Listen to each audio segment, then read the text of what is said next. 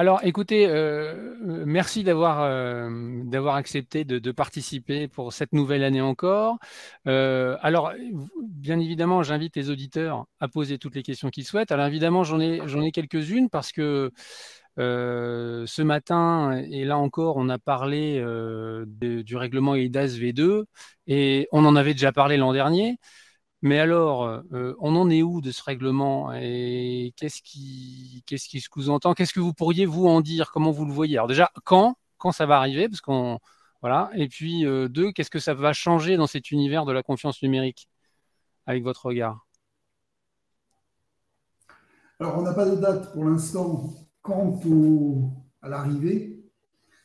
C'est pas comme une course cycliste où on sait le moment où les coureurs vont arriver. Là, on sait que c'est parti, on sait qu'on est dans le trilogue et on sait que normalement, on devrait peut-être avoir une version stabilisée suite au trilogue en septembre-octobre. Et puis, on se dit que l'on devrait peut-être avoir une version avant la fin de l'année et une publication peut-être pour 2024. Ça, c'est ce que l'on suppute. Maintenant, qu'est-ce que ça va changer? Ça va changer pas mal de choses, notamment, et après, on aura certainement des questions sur le sujet, mais je laisserai Pascal approfondir, les problématiques, notamment du wallet européen d'identité numérique, qui est un élément vraiment très, très, très important pour le futur du règlement eIDAS. Ça, c'est le premier élément. Le deuxième élément, c'est un nouveau service de confiance qui est la signature électronique à distance. Alors, on en avait déjà des bouts, mais là, maintenant, on va avoir quelque chose de plus complet, notamment grâce à l'identification à distance. Alors, vous voyez qu'il y a des liens entre le wallet et le cachet et la signature électronique à distance.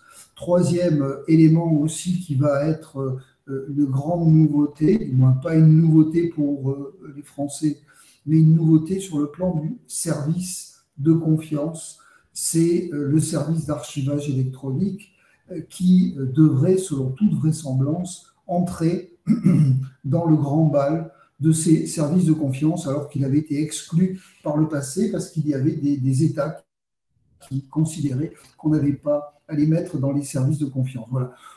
Je simplifie. On avait aussi les blockchains, mais elles ont été écartées. Alors, elles seront peut-être réintégrées. On ne sait pas, parce que ça serait quand même intéressant d'avoir un référentiel sur la blockchain pour savoir un petit peu les règles de sécurité. Parce qu'aujourd'hui, tout le monde nous dit blockchain, miracle, c'est génial, et on n'a pas de référentiel. C'est-à-dire que c'est Eric Caprioli qui dit ce cabinet d'avocats est le meilleur cabinet d'avocats du monde. C'est une affirmation.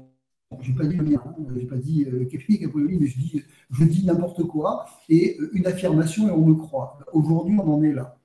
Et moi, je souhaiterais que l'on puisse avoir un vrai référentiel de sécurité qui puisse nous apporter des certitudes quant aux prérogatives, quant aux exigences remplies, quant à la sécurité, quant à toute une série d'éléments très importants qui nous apporteront énormément de choses sur la blockchain. Et puis, il y en a qui seront des élus, c'est-à-dire des personnes conformes, et d'autres qui ne sont pas conformes. Alors maintenant, c'est peut-être pas une priorité, mais ça dévalorise toutes les blockchains d'une certaine manière, parce qu'aujourd'hui, comment savoir si une blockchain est sécurisée? Ben, je ne sais pas trop comment on pourra déterminer la sécurité d'une blockchain, d'autant que si on n'a pas de centre, si on n'a pas de personne morale, ça sera encore plus difficile de déterminer si la blockchain est comme ci ou si elle est comme ça. Je n'ai pas de préjugés sur les blockchains, je pense qu'elles sont bonnes, mais ce n'est pas parce qu'on utilise une technologie que ça lui donne toutes les prérogatives. Un exemple, les signatures électroniques, elles sont bonnes. Elles utilisent toutes des technologies de PKI, de signature fondées sur des certificats électroniques avec des biclés. Aujourd'hui, toutes les utilisent, mais il y a des tribunaux qui les rejettent, ce qui veut dire qu'elles ne sont pas toutes admises devant une juridiction. Et il n'y a pas qu'en France, il y a dans d'autres pays aussi où des fois on rejette la signature. Ce que je veux dire, c'est pas parce qu'on utilise une technologie qu'on est éligible à dire ce que je fais est bon, ce que je fais est valable juridiquement. Et ces rejets de signature, ils sont motivés par quoi? Ils sont souvent motivés par des défaillances dans l'administration de la preuve. C'est-à-dire qu'on n'amène pas les éléments pour avoir la garantie de l'identification du signataire. Alors vous voyez, quand on a une blockchain avec pseudonymisation ou anonymisation, déjà ça peut poser un problème en matière de preuve. D'accord. D'accord. Donc les blockchains, vous disiez elles seront écartées visiblement, hein, a priori, de ce texte. Mais moi, je souhaiterais qu'elles ne soient pas écartées, mais bon, Pascal le souhaite aussi, mais dans la dernière version du document avant qui a été proposé au trilogue, les ledgers avaient été soustraits du périmètre d'application du règlement IDAS 2.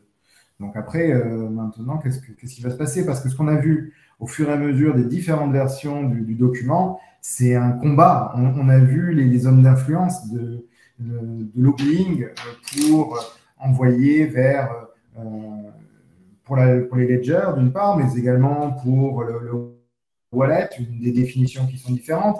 Mais qui dit définition différente dit contenu juridique différent. Est-ce qu'un wallet, c'est un moyen d'identification électronique comme on le voit dans la dernière version? Est-ce que c'est un moyen et un produit d'identification électronique comme on le voyait auparavant, etc. etc. Ce qu'on veut dire par là, c'est qu'on est dans le mode fluctuant. On n'a pas encore de certitude, de garantie par rapport à ça. Et le mot qui est important dans tout ça, c'est le mot de confiance. Confiance, fiabilité. Lorsqu'on voit des ledgers qui n'ont pas tous les atours juridiques évoqués, Eric, eh ben, est-ce que l'on peut lui faire confiance? Sur quoi on se fonde pour avoir confiance? Le cadre juridique est souvent un complément par rapport à tout ça, voire un prérequis dans certains cas. Mais ça ne doit pas l'être tout le temps. En fait, tout est une histoire d'équilibre. Oui, parce que si on ne met pas le droit au démarrage, en tout cas, le droit vous rattrape à la sortie, parce qu'à un moment donné, si vous passez devant une juridiction, devant une autorité de contrôle, je dis n'importe quoi, la CPR, peu importe ce que vous utilisez ou ce vers quoi vous allez avoir à vous tourner, si vous êtes rejeté par ces autorités, ça veut dire que ce que vous avez produit n'est pas éligible. Ça fait tomber toute une partie de la sérieuxité, de la... La sérieuxité, tu le prends pour... Oui, non. La sérieuxité, je me prends pour des grands hommes d'État français qui inventent des mots, et moi, je suis un petit homme, pas d'État. Mais tu es un grand homme. Costaud, surtout. Voilà, non, mais c'est important. Et le droit, à un moment donné, va vous rattraper. Par exemple, tout le monde parle de la blockchain et de la preuve. Sauf que devant un juge, vous n'amènerez pas la preuve avec la blockchain. Vous serez obligé d'avoir un service d'archivage à côté. Et c'est cette preuve qui est dans le service d'archivage que vous allez amener devant le juge.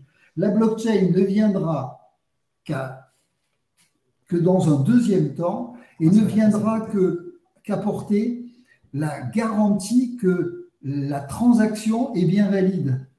Mais ça ne vous apportera pas la preuve que vous produirez au juge. Ce qui veut dire que si vous archivez que l'espèce de petit bout de hash signé avec un pseudo associé à une adresse mail ou à je ne sais quoi, eh bien ce machin, vous pouvez l'apporter devant tous les juges que vous voulez, ça ne vaut rien. Ce n'est pas intégré dans toute une administration de la preuve, intégré, c'est ce qu'expliquait Eric. Voilà, donc il faut rester très...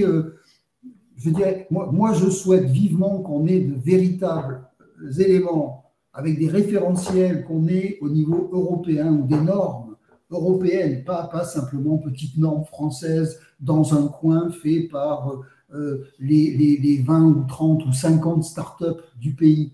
Non, une vraie norme avec des normalisateurs, avec des personnes sérieuses et qu'on puisse avoir ça comme standard. En se fondant sur ces standards, on pourra avoir des certitudes. Et c'est avec des certitudes qu'on construira la valeur juridique de la blockchain en cas de litige et quand on devra rapporter la preuve devant une juridiction ou devant une autorité indépendante. Voilà. Moi, c'est ce que je souhaite, parce que je souhaite que la blockchain serve, je souhaite que la blockchain soit utilisée, je souhaite qu'elle se développe. Mais on se développe que sur des fondations solides et non pas sur du sable mouvant en disant c'est sécurisé. Parce que combien de fois on l'a entendu ça? C'est sécurisé parce qu'on utilise de la cryptologie.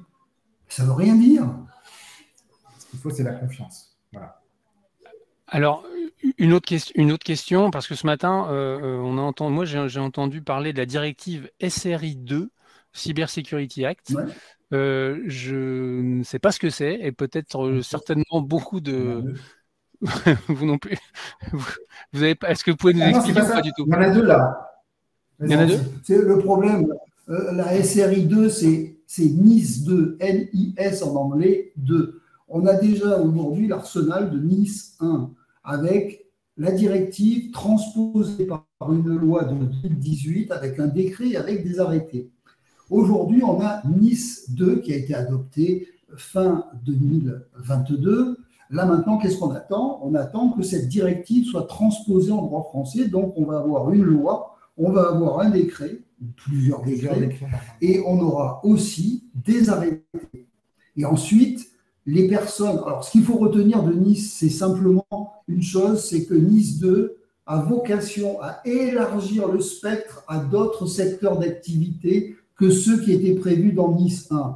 On élargit le spectre par rapport au secteur d'activité, mais on élargit aussi la chaîne de sécurité. C'est-à-dire qu'il n'y a pas que l'entité qui va être prise en compte, il y a aussi ses sous-traitants. C'est-à-dire, j'utilise par exemple un service de cloud, eh bien, on va devoir aussi avoir des qualités de sécurité et de technique qui seront appréciés au niveau du service de cloud, qui est un sous-traitant. Donc, on reprend la chaîne pour englober aussi ceux qui sont les partenaires de l'entreprise cible. Dont les PSCO qualifiés. Dont les PSCO qualifiés, les prestataires de services de confiance qualifiés. Par exemple, j'utilise un service d'archivage demain, parce que le service d'archivage électronique, qui sera un service de confiance, eh bien, fera partie du spectre. Et donc, vous voyez que ça aura des rebonds beaucoup plus importants que cela n'en avait aujourd'hui. Et cela aussi aura des rebonds avec un élargissement du spectre. Par exemple, avant, vous aviez des grandes enseignes de la grande distribution qui n'étaient pas prises en compte. Alors que la grande distribution, c'est ce qui nous nourrit. Hein. Alors, pas que, évidemment, il y a les circuits courts, il y a tout ce que vous voulez. Mais la grande distribution, demain, fermer les magasins de la grande distribution, vous allez voir la panique à bord. Hein.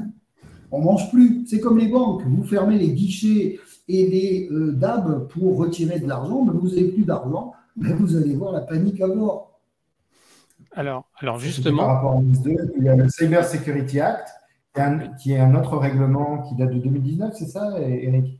Et qui, lui, rebat la donne au niveau de la question de la sécurité informatique. On remonte d'un échelon, on était au niveau national. Il y a une grande partie des attributions qui se retrouvent au niveau européen, au niveau de l'ENISA, qui est l'Agence européenne de la sécurité des systèmes d'information, et notamment la mise en place de schémas de certification pour certains produits. Donc, ce sont deux choses différentes. Et si vous prenez le règlement IDAS 2, vous voyez une chose qui est très importante, c'est que tout ce qui va concerner l'identité numérique relève du Cyber Security Act. Donc, par rapport à une vision, je dirais, assez régalienne de l'identité, malgré tout, même malgré l'ouverture des wallets à des possibilités d'intégrer des moyens d'identification privés. Et de l'autre côté, vous avez la partie relative aux services de confiance qui, elle, sera soumise pour le volet sécurité à NIS 2. Voilà, c'est le distinguo à faire. Ça parle de sécurité, mais ce n'est pas forcément les mêmes gradients. Voilà. C'est pas la même chose. OK. Alors, ce matin, on a aussi entendu parler d'une réglementation qui s'appelle DORA pour le secteur financier. Ça vous parle? Réglementation au niveau européen pour la finance. Évidemment. DORA, c'est le pendant. C'est le pendant dans le secteur financier qui englobe les banques, les établissements de crédit, les établissements de monnaie électronique, les PSP, les prestataires de services de paiement, ça englobe les assureurs et réassureurs, et ainsi de suite. Ce qui veut dire que le spectre là est très large. Alors là aussi, je schématise et je simplifie. Bah, c'est un petit peu le CRBF 9702 qu'on avait il y a 97. Non, parce qu'il a été… En 2014, il a été repris en 2014. Non, il a été modifié chaque année jusqu'en 2014. Et depuis 2014, celui du 3 novembre 2014, l'arrêté, a été lui aussi modifié. Ce que je veux dire simplement, là, on a pour toutes ces entités des règles de sécurité et de résilience à appliquer. Pourquoi ? Tout simplement parce qu'avant, ça rentrait dans ce qu'on appelle le contrôle interne. Donc, on appliquait des règles de sécurité dans le cadre du contrôle interne. Pourquoi ? Pour être certain que les chiffres de la banque ne soient pas affectés par des problèmes de sécurité. Aujourd'hui, avec l'avalanche d'attaques et autres, c'est pas que la banque et son résultat qui peuvent être affectés, ou l'assureur, c'est aussi toute la relation avec leurs clients. Vous pouvez demain avoir une banque à terre, c'est-à-dire une banque qui fait faillite. Vous pouvez avoir un assureur qui fait faillite. Vous pouvez avoir vraiment, comme on a vu aux États-Unis récemment, on a eu des entités financières qui ont fait faillite. Alors, ce n'était pas dû à des cyberattaques, mais aujourd'hui, on essaie d'anticiper ce qui pourrait se passer si on n'applique pas de règles de sécurité. Et DORA, eh bien, c'est typiquement quelque chose qu'on veut prendre en compte au niveau de l'Union européenne et l'étendre à toutes les entités qui relèvent de tous les secteurs que j'ai énumérés au tout début. Donc, ça fait beaucoup d'acteurs, beaucoup d'acteurs. D'accord. Alors, une autre question qui concerne le RGPD, puisqu'on voit que les règlements évoluent et sont révisés. Est-ce que le RGPD, lui, a vocation à être révisé ou a été révisé ou sera révisé?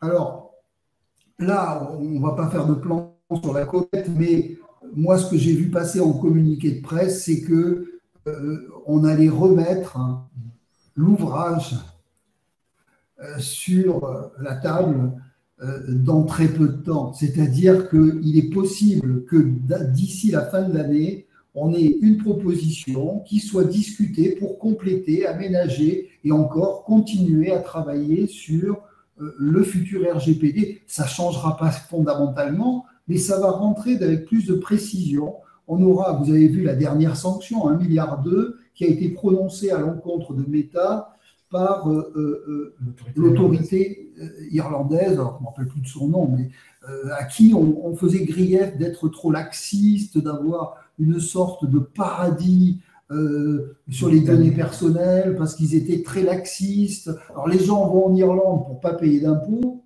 parce qu'en gros c'est 10-12%. Et puis non seulement ils ne payent pas beaucoup d'impôts, mais en plus ils avaient des autorités très laxistes. Alors quand nous en France par exemple, on a une autorité qui est bien, qui n'est pas bien, elle est ce qu'elle est. Moi je n'ai pas de jugement, mais elle fait que appliquer les textes et elle essaie de le faire le mieux possible. Alors c'est vrai que c'est lourd, mais on a une autorité en Allemagne qui est à peu près équivalente. On a une autorité en Espagne qui prononce des peines et des sanctions encore plus fortes. Alors tout ça, c'est très important, mais normalement, vous savez, on est dans une dynamique de la Commission qui veut… On a eu au cours des 2 dernières années, on a eu une douzaine de textes fondateurs. La Commission va modifier IDAS 2, va modifier le RGPD. Je mettrai ma main au feu en disant que moi, je pense que dans les 2 ans, on amorce un processus de modification, de complément du RGPD et que l'on va encore avoir.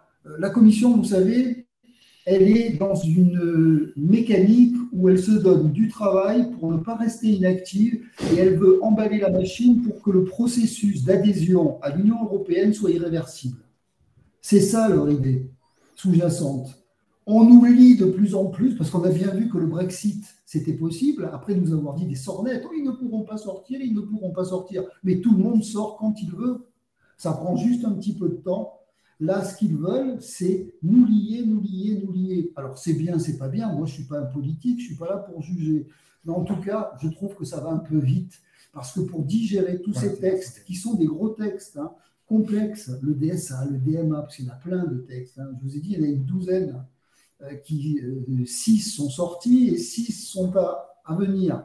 Et il y en a encore d'autres qui vont arriver. Donc, moralité, même si on est bon, même si ça fait 30 ans qu'on fait ce genre de choses, moi je parle pour ma chapelle, 30 ans dans le numérique, dans ces sujets, on connaît plutôt très bien.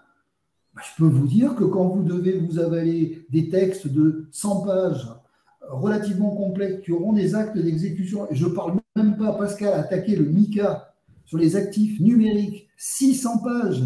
Mais quel est l'être humain normal qui n'a pas fait de droit ou pour qui son core business, ce n'est pas de faire du numérique, qui peut avaler, comprendre et analyser l'ensemble de ces dimensions? Si on n'est pas tous les jours dessus, si on ne fait pas de la veille et si on n'a pas une expertise, j'allais dire un petit peu ancienne, mais vous ne pouvez plus aujourd'hui rentrer sur ces marchés-là. Le marché du numérique, vous n'y entrez pas. Il y a un ticket d'entrée qui est très lourd. Très, très lourd. Alors, le citoyen lambda, lui, comprendra rien. Et justement, alors, Pascal, qu'est-ce que c'est que ce MiCA 600 pages, c'est quoi exactement? Oh, alors. En résumé. Non, en règle générale, ce qu'il faut imaginer, c'est tout ce qui va concerner les cryptoactifs et les règles qui vont être applicables aux cryptoactifs. Je le fais vraiment en résumé parce que c'est 600 pages et là, si vous voulez, c'est le problème de la digestion après. Donc, c'est tout ce qui va concerner les règles applicables aux cryptoactifs à l'échelle de l'Union européenne, avec tout ce qui va concerner les agréments et autres joyeusetés auxquelles vous imaginez bien qu'on va se retrouver confronté. Voilà. Donc, c'est aussi simple et aussi compliqué que ça. Mais on est véritablement, on est sur un millefeuille qui est indigeste. Tous les textes qui sont en train d'arriver sont des éléments qui sont sur du terrain mouvant. C'est-à-dire qu'on n'a pas de stabilisation autour de ça et donc on va un petit peu, on construit alors qu'on n'a pas encore étayé la construction précédente. Et c'est ça que l'on voit. C'est-à-dire que les plâtres ne sont pas encore secs, que déjà on est en train de les modifier. Et donc le travail que nous avons tous ici, c'est de pouvoir à la fois faire une veille, être vigilant, mais cette vigilance doit permettre de faire du business rapidement et en toute légalité, c'est-à-dire ne pas se retrouver avec des trous de législation qui seraient préjudiciables aux intérêts pour nous qui sommes avocats, de nos clients. C'est ça. Mais en fait, c'est un marathon qui est couru sur le rythme d'un sprint. Ah oui. C'est ça que l'avocat vit, ou le juriste en entreprise vit en ce moment. Un marathon couru au rythme d'un sprint. Et parmi les autres sujets de veille ou les sujets qui vous animent, il y a quoi d'autre? Est-ce que l'identité numérique en fait partie? Il y a 2 très gros textes qui viennent de sortir le 14 décembre, qui ont été adoptés et qui vont entrer en vigueur soit pour partie cette année, soit l'année prochaine. C'est le Digital Market Act et le Digital Service Act.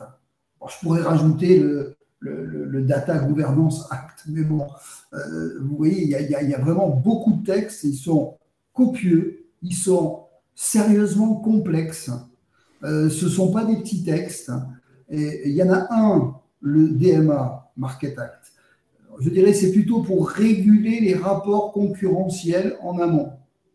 C'est pour fixer des règles de sorte que les plateformes et un certain nombre d'acteurs, en ce y compris les moteurs de recherche, les réseaux sociaux et ainsi de suite, qui vont être concernés, adoptent des règles de transparence et de non-discrimination vis-à-vis des autres et aussi vis-à-vis des consommateurs. Ça, c'est un premier bloc de texte, le DMA. Puis on a un deuxième bloc de texte, c'est le DSA, le Digital Service Act, lui qui est plutôt non pas axé sur les plateformes et toutes ces entités, mais qui est axé sur la prestation de services, les services qui sont prestés dans le cadre de l'Union européenne. Et là, ça va concerner par exemple des services comme l'hébergement, des services comme les éditeurs de contenu, des services, toutes sortes de services que l'on a, mais même ça va plus loin, ça va aussi sur les services audiovisuels. Hein. Donc, c'est très, très, très, très large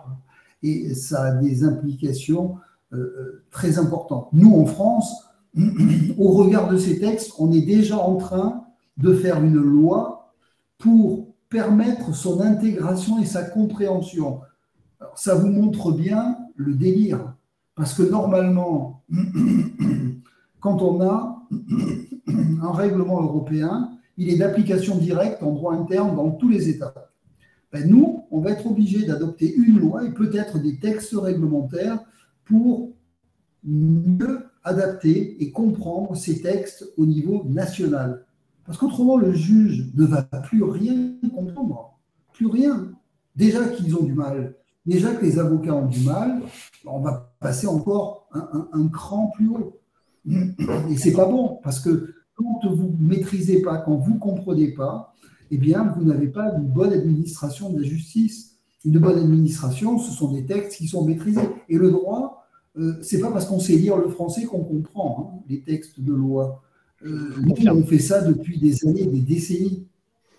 Des fois, on a une interprétation qui n'est pas forcément la bonne. En tout cas, pas celle des juges. Ce qu'on voit aussi, pour continuer sur la question posée par Eric, on a aussi tout ce qui va concerner le contentieux judiciaire de la signature électronique.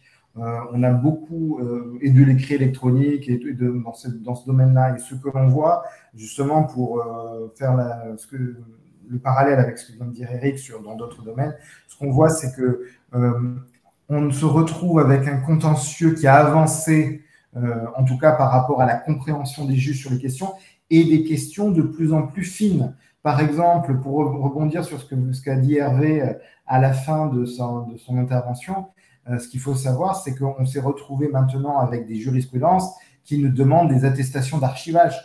Ce que je veux dire par là, c'est qu'au fur et à mesure où le numérique se libéralise, enfin se diffuse, les questions que les juges se posent sont plus fines.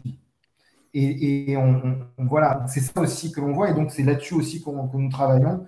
Et Eric travaille d'arrache-pied avec les magistrats sur ces questions dans le cadre de formation. C'est pas pour rien. C'est pas pour rien. Je comprends. Eh bien, écoutez.